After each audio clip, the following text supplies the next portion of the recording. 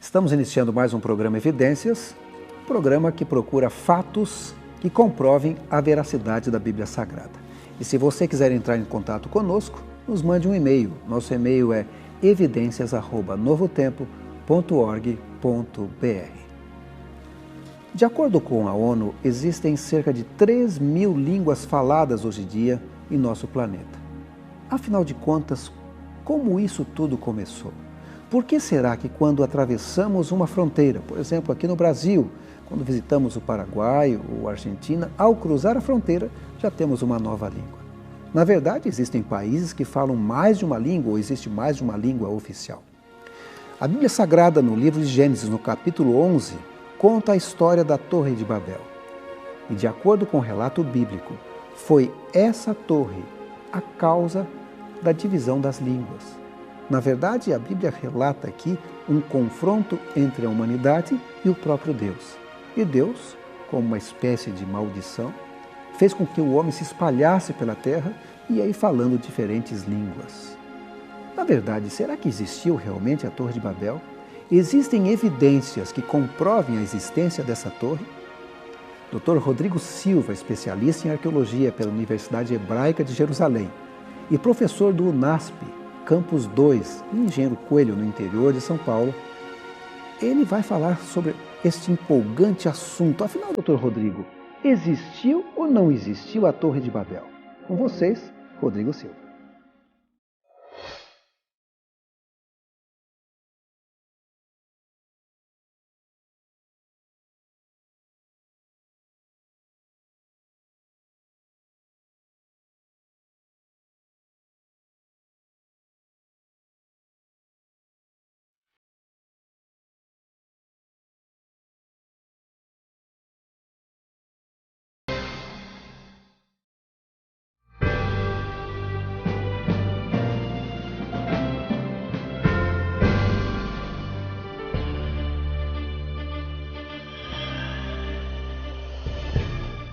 Ziad Yosef Fazar é um libanês de inteligência prodigiosa.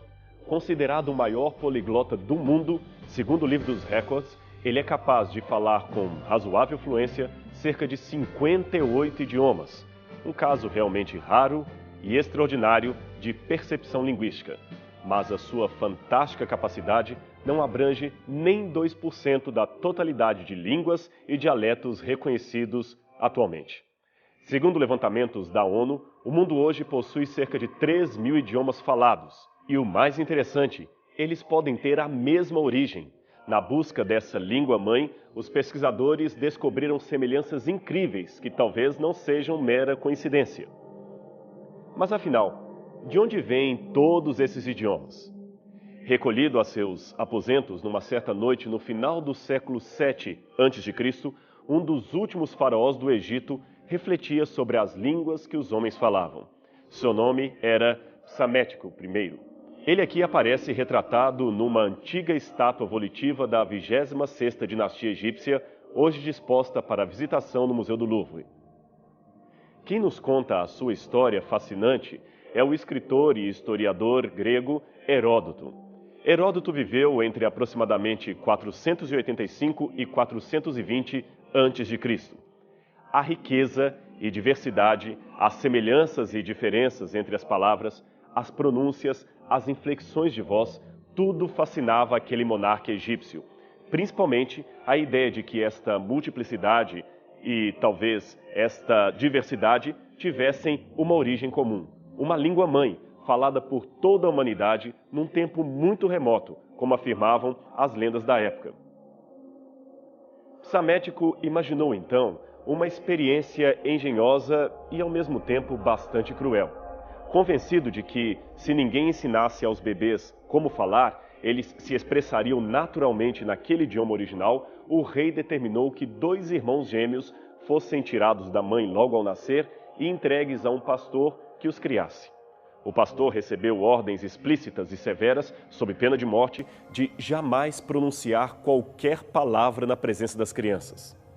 Quando os pequeninos completaram 2 anos, o faraó mandou então que se deixasse de alimentá-los, na suposição de que a pressão da fome os faria pedir comida em sua língua natural. Não se sabe ao certo o que aconteceu, mas tudo indica que o pastor, movido pela compaixão, não fez exatamente o que lhe havia sido ordenado, pois o inverossímil relato levado ao faraó informava que um dos meninos, faminto, gritou bekos, que quer dizer pão em frígio, um idioma falado antigamente na região centro-oeste da Anatólia, que viria a ser a Turquia dos dias atuais. Bem, é difícil saber ao certo se o menino pronunciou mesmo pão ou apenas emitiu um som parecido ou ainda se tudo não passou de um engodo. Mas, seja como for, Psamético ficou satisfeito com o desfecho da impiedosa pesquisa e decretou que o frígio era a língua original da humanidade. Portanto, todos deveriam reconhecer isto. Por incrível que pareça, a mesma experiência macabra seria repetida 19 séculos mais tarde. O idealizador desta vez foi Frederico II, rei do Sacro Império Romano-Germânico, aqui retratado numa pintura medieval do século XIII. Contudo, ao que parece, o rei germânico não se convenceu muito das conclusões de Faraó. Certamente, vigiado mais de perto, o experimento resultou no inevitável. Os dois gêmeos morreram. De Psamético I aos dias de hoje, passando por Frederico II, muitos outros homens igualmente curiosos se perguntavam qual teria sido o idioma original da humanidade e como seria possível reviver esse idioma do qual brotaram todos os demais. Essa indagação se transformou modernamente numa pesquisa de ponta em linguística, a chamada ciência que estuda a evolução dos idiomas, suas estruturas e possíveis interrelações, no quadro histórico-social, evidentemente. Num aspecto, porém, os estudos viriam a confirmar a crença dos antigos. Segundo os professores Winfried Lehmann e Patrick Ryan, ambos renomados especialistas em linguística comparada, uma análise conjunta das várias línguas do planeta, tanto aquelas ainda faladas quanto as já desaparecidas, revela efetivamente a origem monogênica dos idiomas, isto é, a existência de uma língua primeira, mãe de todas as outras. Neste ponto, a linguística parece afinar com a antiga história bíblica da Torre de Babel. Segundo o Antigo Testamento, a multiplicação das línguas foi um castigo de Deus à pretensão dos homens de construir uma torre cujo topo chegasse até o céu. A Torre de Babel é mencionada no livro do Gênesis como uma torre enorme construída pelos descendentes de Noé com a dupla finalidade de escapar de um eventual novo dilúvio e também adorar falsos deuses. O Deus verdadeiro, por sua vez, ficou irado com a ousadia humana e fez com que todos os trabalhadores da obra começassem a falar em idiomas diferentes, de modo que não pudessem entender uns aos outros. Assim, acabaram por abandonar sua construção e a torre nunca mais foi concluída. Foi esse episódio que, segundo a Bíblia, explica a origem de todos os idiomas da humanidade, ou pelo menos das raízes linguísticas que os originaram. É importante observar que não é somente a tradição bíblica que apresenta o relato de uma antiga língua humana associada à rebelião dos homens contra Deus, língua esta que se tornou múltipla, dividindo as nações. Antigas lendas chinesas contam que a divisão da língua original fez com que o universo se desviasse do caminho certo. Na mitologia persa, Ahriman, que é o espírito do mal, pulverizou a linguagem dos homens em 30 idiomas. E num dos livros sagrados dos maias, o chamado Popol Vuh, temos o seguinte lamento: aqui as línguas das tribos mudaram, sua fala ficou diferente. Nossa língua era uma quando partimos de Tulan. Aí esquecemos a nossa fala. Guilherme Stein Jr. foi um grande pesquisador brasileiro que no início do século XX iniciou uma profunda pesquisa sobre a origem comum dos idiomas. O que ele descobriu foi simplesmente fantástico. Ele percebeu que, juntamente com as semelhanças linguísticas, há também uma semelhança religiosa entre os povos, o que reforça a história bíblica de Adão e Eva como genitores de toda a humanidade. A argumentação do professor Stein Jr. desenvolveu-se dentro de uma metodologia linguística criada por ele mesmo. Seu ponto de vista fundamental era de que na Suméria, região onde ficava a Torre de Babel, nasceram as raízes de todos os idiomas e religiões do mundo inteiro. Vamos tomar, por exemplo, o nome Deus em português. Se retrocedêssemos no passado, descobriremos que esse nome pode ter sido o agrupamento de pouquíssimos grupos sonoros vindos de Babel. Por exemplo, os idiomas greco-latinos, como o português, dizem Deus, Die, Deus, Theos, Zeus. Os idiomas saxônicos, como o inglês, dizem God, Got, Good. Já os idiomas do Oriente Médio, como o hebraico e o árabe, dizem El, Al, Allah, Ilu, Il.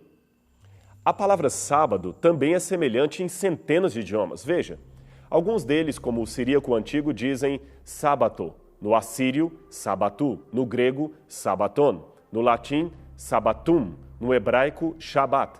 No copta, Pi Sabaton. No afegão, Shambá. No etíope, Shabat. Muitos linguistas ainda lutam para descobrir traços efetivos desse proto-idioma humano, mas mesmo os mais entusiasmados reconhecem que essa ainda é uma tarefa árdua, se não impossível.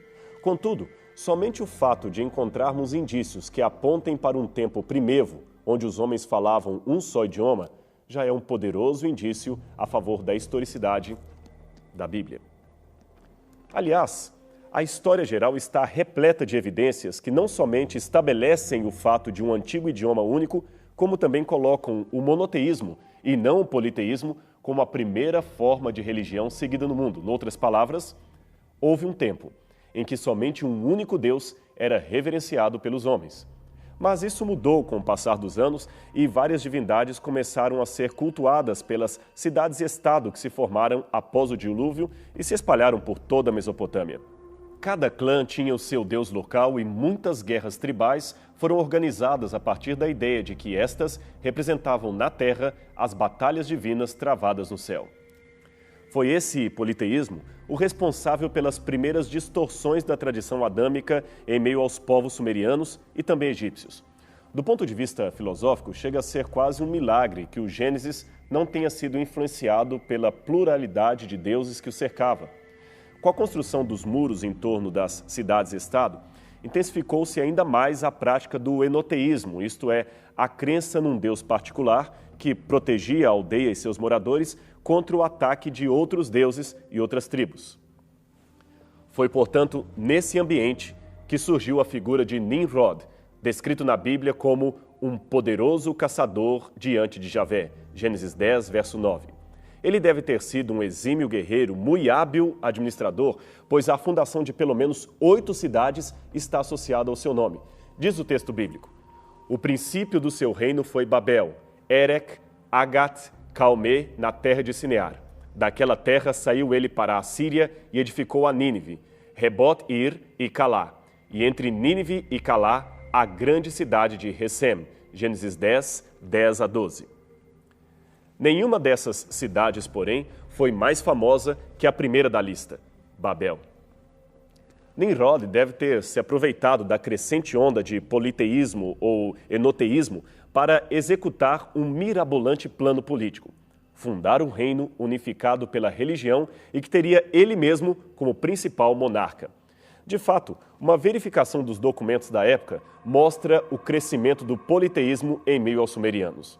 Os mais antigos tabletes cuneiformes encontrados em Uruk, a bíblica Erech, fundada por Nimrod, e Kish, mencionam que apenas 2 deuses eram adorados na região: Anu, o senhor do céu, e Iana, ou Irnini, a sua consorte. Depois passam gradativamente a falar de 3, 4, 5 deuses, chegando ao total de 750 diferentes divindades cultuadas somente na circunvizinhança do rio Eufrates. Após o fim da civilização sumeriana, por volta do 2º milênio a.C., o número de deuses do panteão mesopotâmico chegou a 5.000, o que reforça a urgência divina em retirar Abraão da terra dos seus genitores e levá-lo para Canaã, aonde estaria a salvo da influência pagã do politeísmo. Cada cidade da Suméria era governada por um patese, uma espécie de supremo sacerdote local e, ao mesmo tempo, chefe militar absoluto. Os deuses regionais eram proprietários de todas as terras a quem os homens deveriam servir, sendo, portanto, as cidades as suas moradas terrenas.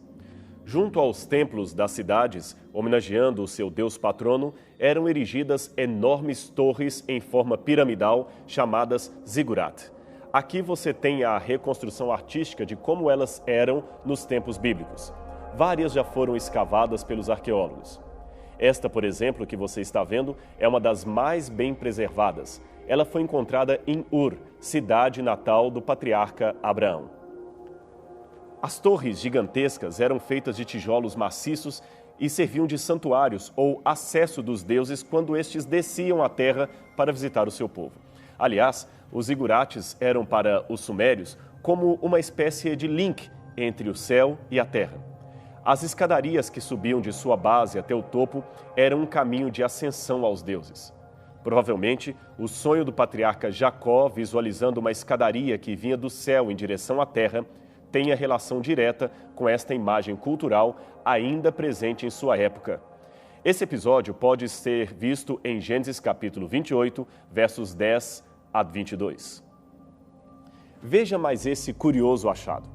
Esta é uma placa de pedra volitiva que foi encontrada no templo de Ur-Nammu. Ela data de mais de 2.000 anos antes de Cristo e traz o relevo do que seria a construção de um zigurat em homenagem a Namar, o deus da lua.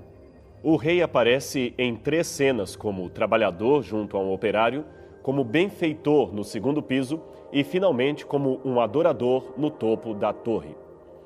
Diferentes do Egito, os governadores mesopotâmicos, salvo raras exceções, não eram tidos como deuses, mas eram considerados os seus representantes e também os seus intermediários. Logo, a sua autoridade era igualmente divina e não poderia ser questionada por aqueles que viviam em sua jurisdição. Nimrod certamente viu nesta política divina a oportunidade de unificar politicamente a região e ter o controle sobre as cidades-estado que viviam em constantes guerras, produzindo sucessivas hegemonias territoriais.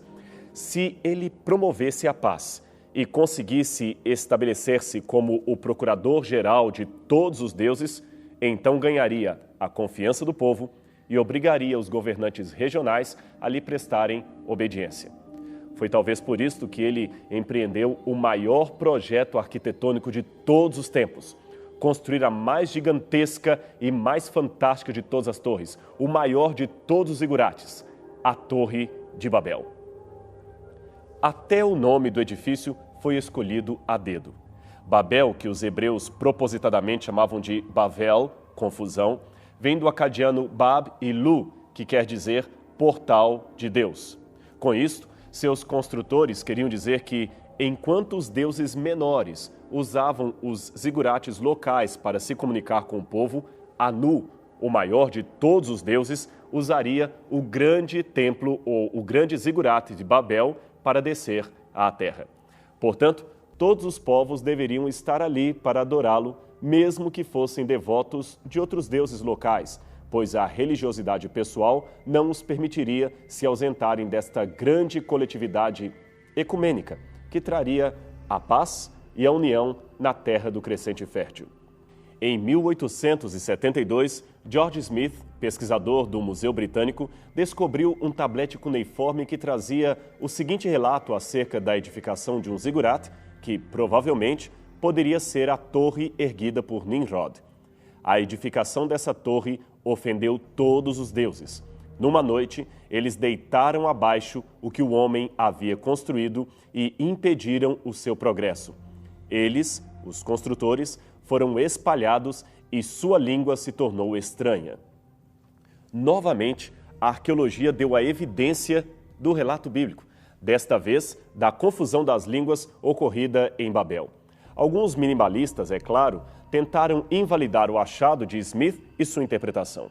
Contudo, especialistas como E.A. Spicer e S.N. Kramer, da Universidade da Pensilvânia, após estudarem profundamente os tabletes, concluíram que a narrativa da Torre de Babel tem uma demonstrável fonte na literatura cuneiforme.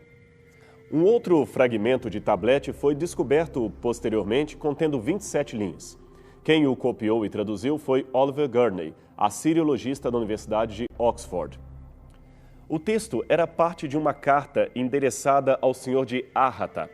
O remetente desconhecido solicita ao rei que permita-lhe ser o seu vassalo, pois os tempos estavam muito difíceis. Ele então relembra ao monarca que houve uma era de ouro na Mesopotâmia em que havia a harmonia dos idiomas da Suméria, e todo o universo em uníssono adorava a Enlil em uma só língua. Hoje, como já dissemos, vários zigurates parcialmente preservados foram localizados especialmente na região do Iraque. Muitos deles datam de mais de 2.000 anos antes de Cristo e podem ter sido construídos nos dias de Nimrod.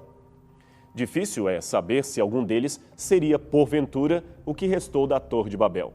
Mas, de qualquer forma, é interessante observar que, quando os olhamos de perto, seus tijolos são queimados e colados com betume, justamente como a Bíblia descreve o processo de construção da torre em Gênesis capítulo 11, verso 3. Vinde, façamos tijolos e queimemo-los bem. Os tijolos serviram-lhes de pedra e o betume de argamassa. Eu tenho aqui em minha mão o fragmento de um tijolo retirado de um zigurat de Ur, datado de 4.000 anos. Veja que ele ainda tem resquícios do betume usado originalmente como argamassa, exatamente conforme o texto bíblico. Esses capítulos são os únicos documentos antigos que relatam a história das raças, línguas e divisões geográficas que hoje nós temos. Da mesma maneira que Gênesis, capítulo 1 a 3, é crucial na descrição das origens da humanidade, a importância histórica de Babel também não pode ser minimizada. Somente uma crença cega nos modernos historiadores céticos poderia deixar de reconhecer que, em Gênesis, nós temos a mais antiga e remota história da humanidade. O falecido Dr. William Foxwell Albright, que é ainda hoje reconhecido amplamente como uma das maiores autoridades em arqueologia do Oriente Médio, define assim esses capítulos. Eles se mantêm como únicos na literatura antiga e sem nenhum paralelo, mesmo entre os gregos, onde nós temos um tratamento tão minucioso de uma divisão dos povos numa estrutura genealógica, a tabela das nações permanece como um documento surpreendentemente preciso. Nimrod foi de fato um homem habilidoso e de fantástica capacidade administrativa.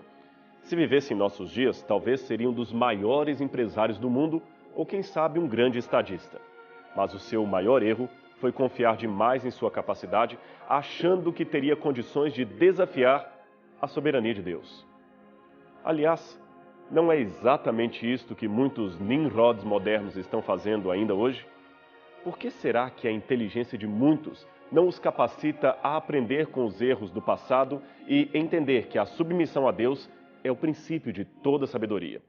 Muitas torres de Babel continuam sendo erguidas e construídas pelo mundo afora. Mas todas virão abaixo, todas virarão palha, pois o Supremo Rei do Universo virá em breve estabelecer o seu trono de justiça e inaugurar um reino onde todos voltarão a se comunicar num só idioma, a linguagem universal do amor a Deus. Está você preparado para a chegada desse grande momento? Pense nisto e descubra que não precisamos de torres para subir até Deus, pois o seu amor fez com que ele descesse até nós. Esta é a mensagem da Bíblia para você.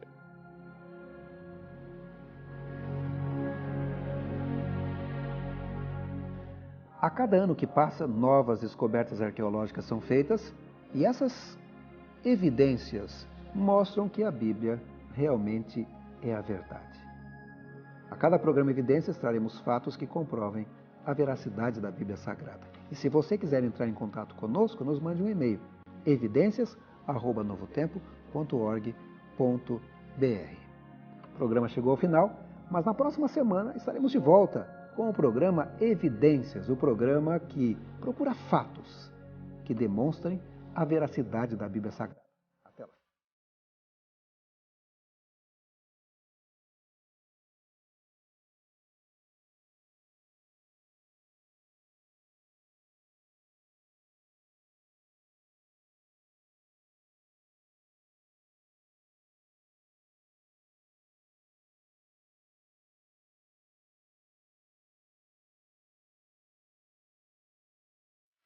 Este programa tem o apoio cultural do NASP, Centro Universitário Adventista de São Paulo, em parceria com a Novo Tempo.